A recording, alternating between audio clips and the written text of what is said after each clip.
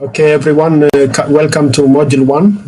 Module 1 will be focusing on recent economic and social development in Africa. In this session, we have some detailed topics that we need to cover. This includes the general background of macroeconomic growth in the continent, particularly in the recent past. And the key question that everybody asks is whether it is inclusive or not. And another fundamental question that we need to look at is what really drives the Africa's growth, or what is behind Africa's. And financial economic crisis in 2008 was a fundamental economic shock for the global economy. Therefore, I felt it is more important for you to realize what has happened to macroeconomics as a subject since 2008. And that will be followed by the lessons for macroeconomics as a field. And in the discussion or study of economic outlook, macroeconomic modeling and forecasting are fundamental. Therefore, that will be one of the fundamental points that we will cover. And finally, we will have a brief look into the recent economic and social developments in Africa. Now, I will begin by Africa's macroeconomic growth and whether it is inclusive or not. The current macroeconomic outlook in the continent is optimistic. And we know Africa is becoming considered as a very strong economic partner for other global regions. And therefore, it is attracting increasing levels of investment, and it is engaging in international trade. And donors have an eye on Africa. But in the past, we know that there were very, very conflicting reports about the continent. But before 2000, the predominant view was that the continent was hopeless.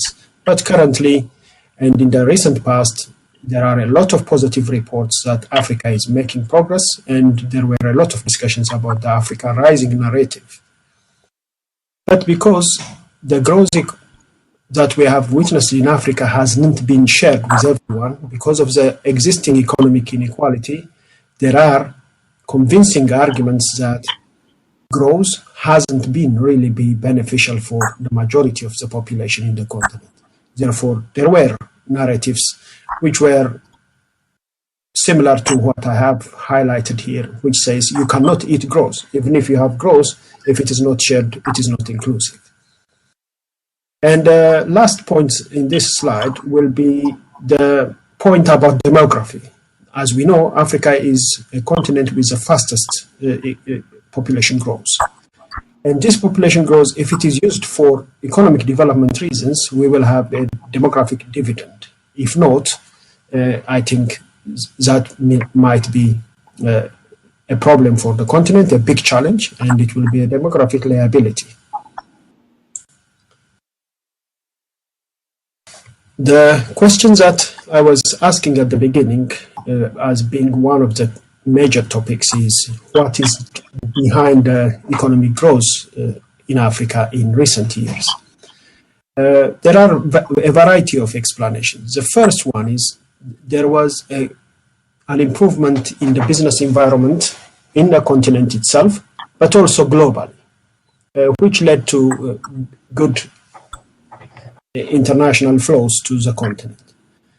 And credit to African governments and institutions also, because most of them have shown some improvements in economic governance and management. And in relation to international trade, commodity prices have improved, and most of the recent economic growth in Africa was at the back of good commodity prices. And there were also improving trade and investment ties with existing conventional donors like USA and the European Union, but also from other developing and emerging economies. And Africa has also improved infrastructure investment in recent years compared to the period before 2000. And finally, one of the most important drivers of the African development in the last 15 years was expanding domestic demand. We will continue discussing the drivers of the continent's economic growth. The economic growth that we witness in the continent is diverse for different countries. Therefore, oil exporters and mineral-rich countries have continued to have a positive economic development, but for some others, the development performance was different. That's why we say the growth experience was heterogeneous. For instance, if you look at East and Western Africa, mineral discoveries and increasing FDI flows have contributed to higher economic growth. In contrast, North Africa and Central Africa has been rocked by political instability, which really affected the growth of the continent, the region, in detrimental ways. Another important driver behind positive economic growth was deceleration in inflation. Inflation has come down in some countries, and there are also better improvements in monetary policy making. And the global financial crisis recovery has been also contributed to the deceleration. And also food and oil fuel prices have come down. But at the same time, on balance, there were some negative developments, such as exchange rate devaluations in some countries, such as Ghana and Ethiopia, which have contributed to inflation. So there is a challenge of imported inflation as well as domestic inflation because of that. In fact, the inflationary pressure, which is coming down, helped some policymakers. But not all of them, as we have seen in some of the countries where inflation has been negative for the welfare of the society.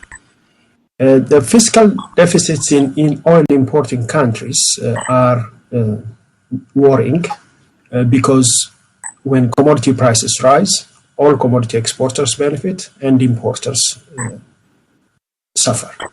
Such as Ethiopia, which is an oil importing country. But the fiscal policy or the fiscal surplus of many exporters has improved. And the fiscal surplus or fiscal deficit situation is very, very important for us in discussing fiscal policy for sustainable development in Africa in this course. That's why now when the fiscal deficit is widening, the sustainability of the economic growth or the positive economic growth that we have seen is not going to be lasting. And this puts a lot of pressure on governments. Therefore, they should come up with complementary and alternative sources of finance to reduce fiscal deficit or expand the fiscal space they have to bring the development required, particularly for achieving sustainable development goals.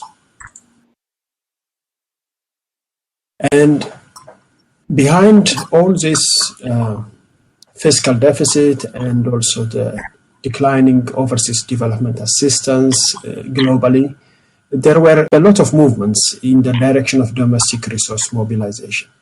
Many countries are trying to mobilize savings. They are trying to expand the tax base. They are trying to make the most of the international remittances that come into the country, including capital flows from private sources such as FDI, foreign direct investment, and also fight tax evasion of big business and also capital flight going out of the continent. And these are really a policy attention for many African countries. And this is appropriate in the climate of declining donor government money coming into the continent. In terms of capital flows, emerging markets are contributing, but it is not that exaggerated as some reports show. Therefore, the traditional donors are still important. And in African continent, we would like to highlight that whenever there is an investment or a project financing, which is based on financing from external as well as internal sources, it should be matched by very good institutions, good quality institutions that can really manage public investment. And this is an important area of work and area of challenge in the continent of Africa. And again, continuing into what is driving African economic growth, we know that in recent years, due to a rebound in the demand for exports, trade deficits might be shrinking, which is important. But at the same time, because of the diverse sources of borrowing, external debt might increase. In your own time, I invite you to watch some videos on the rising public debt in Africa, which was based on the discussion colleagues and myself had at the Overseas Development Institute in London. Debt declined in the past due to forgiveness, but in the recent past, the debt forgiveness that some countries expect might not happen because the source of debt has really been diversified. It is not only from concessional sources that Africa is getting loans, but the sources such as private finance or access from private capital sources is enhanced. Because of that, the debt cancellation, expecting debt cancellation will be unrealistic.